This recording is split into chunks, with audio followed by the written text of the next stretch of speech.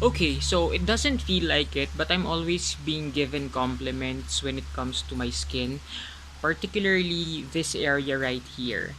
Um, Personally, I don't think that my skin is that great, pero for someone who has really sensitive, pimple prone skin, I'd like to think that I have okay skin. The thing is, I've gone through several dermatologists in my lifetime, and I've tried so many different products, and it took quite a while for me to get a proper skincare regimen that is actually practical, safe, and effective. I don't want to claim to be an expert or anything about this type of thing because I'm not. I'm basically someone who has tried and who has read on things, and was actually able to find a product or a set of products that were actually good for me. So, just some ideas. Okay. Um for one, don't count out local brands, because local brands, we have this tendency to go for the expensive foreign brands kasi they're probably from some institute abroad, and we're thinking that they're better, they have better research there and things like that. But there are actually a lot of good local brands out there that are actually quite effective. Like this one, Likas Papaya.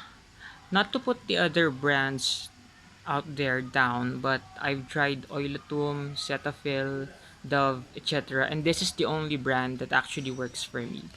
This is my go-to soap for my face and my body. It has natural anti-inflammatory properties para hindi namumutok yung mga pimples mo. And from my experience, it doesn't dry out skin and trigger any untoward reactions. The downside is I have naturally fair skin, and I think this makes me even fairer. Sa totoo lang, ayoko nang masyadong maputi. Parang walang lasa tignan. And my friends actually know this I never use anything else. As my soap, this is the only thing that I use. If we were to go for sleepovers or to go out or go abroad, I would go out of my way to find a place where I can buy this, or I would actually bring this overseas. Ganun siya ka-effective and ganun ko siya kagusto as a brand. Second, you should understand your products. For the face, moisturizer has to be light and clear. Anything else that is too thick, colored, or yung medyo malangis has the tendency to clog your pores and cause pimples. Yung term na ginagamit nila para dun sa mga products na don't clog pores is non-comedogenic.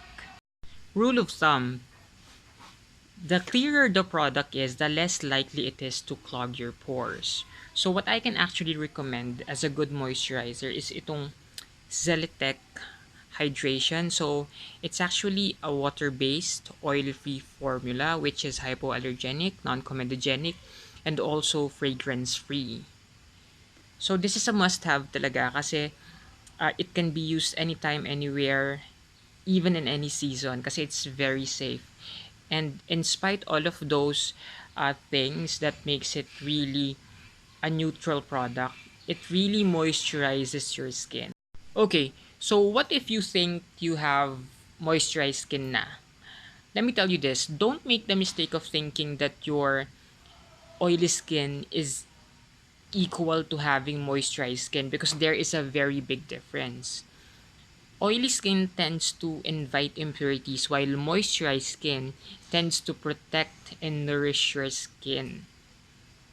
So moisturizing is very crucial to having good skin. Okay, for the body naman, yung lotion, it has to be rich and creamy. Karamihan sa atin, when we look for products, ang una natin ginagawa, tinitignan natin yung label, inaamoy natin yung scent, instead of actually looking at how the product works or kung paano gumagana yung produkto. Yung scent kasi is just a bonus eh. If you ask any dermatologist, they would tell you that an unscented product is always better for the skin, especially for sensitive skin ha.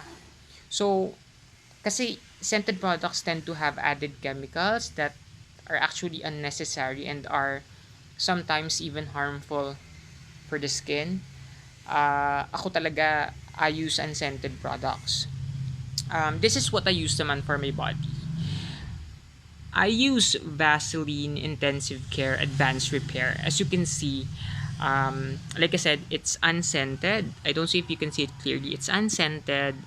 Nakalagay prescription strength moisturization, and it's even approved by the National Eczema Association. To tell you, I also have eczema, so this is actually very ideal para sa akin. Tapos it's very good for really dry skin. It's very rich pero hindi siya masebo, so hindi siya mainit sa katawan at hindi siya hassle gamitin. Um, Medyo mahirap lang siya hagilapin kasi so far I've only seen this at SNR and HMR. Shout out sa HMR. Ang alternative na pwede mong gamitin naman dito ay yung mga lotion ng St. Ives, which are really easy to find. So far, halos lahat ng variant ng St. Ives sa try ko na, and never naman ako nagkaroon ng adverse reactions to any of the variants, as in. So, if this weren't available, sa St. Ives ako. Sa totoo lang, I hope I answered your questions kasi um, ang dami nagtatanong sa akin ano raw ginagamit ko, ano raw ginagawa ko. And like I said, I don't really think that my skin is that great. Pero if people actually think that it is and they want to know, and as much as possible, I like to help out para lahat naman tayo maganda. But to be truthful, yun lang talaga eh. The only things and products I use are the three that I mentioned. Yung Likas Papaya, yung Celitec, and yung Vaseline.